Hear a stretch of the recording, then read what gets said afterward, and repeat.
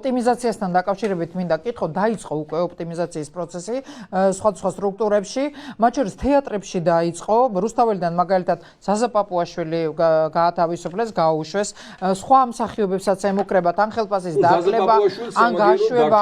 პარლამენტის წევრის ძალიან მაღალი ხელფასი, სადეპუტატო დანამატით, ასევე სადეპუტატო პენსია, იარაღის ტარების უფლება მთელი ცხოვრება, ასე რომ ზაზა პაპუაშვილს არაფერი არ მოაკლდება ამით. არა, მე ამის კითხვა მაგრამ აი უპატრონო მსახიობები, რომლებსაც უნდა ეხებოდეს თუ არა ხელოვნების მუშაკებს ოპტიმიზაციის პროცესი. მე არაერთხელ მოგახსენეთ ამ სტუდიაშიც მათ შორის, რომ ეკონომიკის გაძლიერების, ეროვნული ვალუტის გამყარების, სოციალური კრიზისიდან გამოსვლის გარანტია არც ერთ შემთხვევაში არ არის კადრების შემცირება, ეგრეთ წოდებული ოპტიმიზაცია, უმუშევართა მრავალმილიონიან არმიაზე კიდევ უმუშევართა ახალი დივიზიების შემატება, ეს კიდევ უფრო გააღრმავებს სტაგნაციას, დეპრესიას, პიროვნების მდგომარეობას ქვეყანაში, ეს არ გამოიწვევს ლარის გამტკიცებას, ეს არ გამოიწვევს ეკონომიკის გაძლიერებას, უმჯობესია, მე არაერთხელ დავიწყე ამ თემაზე საუბარი, მაგრამ გამაჩერეს, მაგრამ ისევ დაუბრუნდები, უმჯობესია ხელფასები გაინახევ, რომ პარლამენტის პარაზიტმა წევრებმა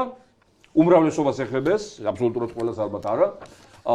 გაინახევ, რომ ხელფასები მთავრობის წევრებმა, გაინახევ, რომ ხელფასები ამაზე არ გამიჩერები ხართ არც ხო, არა, გაინახევ, რომ ხელფასები, აი 30000 ლარი რო აქვს ხელფასი საგანელიძეს, 120.000 ლარი რო აქვს თვეში ხელფასი ფეხბურთის ფედერაციის პრეზიდენტს, ენერგეტიკისა და კავშირგაბმულობის მარეგულირებული კომისიის თავმჯდომარეებს და წევრებს 20.000 ლარზე ნაკლები რო არა აქვთ.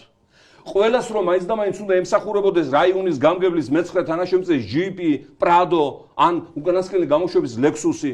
აი აქ არის ხარჯების შემცირების და ეკონომიკის სტაგნაციიდან გამოყვანის ერთ-ერთი გზა და არა ერთადერთი. ამას მე სჭირდება რა თქმა უნდა ინვესტიციები, ამას სჭირდება სწორი საგადასახადო ეკონომიკური პოლიტიკა, მაგრამ ვიმეორებ ხალხის გაყრა სამინისტროებიდან, პოლიციის სისტემიდან, თავდაცვის სამინისტროდან, ხელოვნების სფეროდან, ხელოვნების სფეროდან ეს არის კიდევ ერთი ახალი დანაშაული ერის და ბერის წინააღმდეგ, რის გამოც პასუხისმგებელი პირადად ივანიშვილი და მისი სამარცხვინო კამარი. ბოლო შეკითხვას დაგისვამთ ბატონო შალვა, საკონსტიტუციო ცვლილებებზე საუბრობდით ჩვენ და მაინტერესებს თქვენი აზრი, აი რა თემასთან დაკავშირებით ზედი აჟიოტაჟი მოყვა ამ თემას და ამიტომ თქვენი აზრით საინტერესოა. უნდა ჩაიწეროს საინტერესო პირველ რიგში, იმიტომ რომ მე გახლავარ ამ მოქმედი კონსტიტუციის სარედაქციო კომისიის ხელმძღვანელი 95 წელს სამმა ხელისუფლებამ აპატიეთ აუპატიურა მე ეს კონსტიტუცია, მაგრამ ძირითადი ბაზისი რაც მაშინ გავაკეთეთ, მაინც ვერ შეარყია.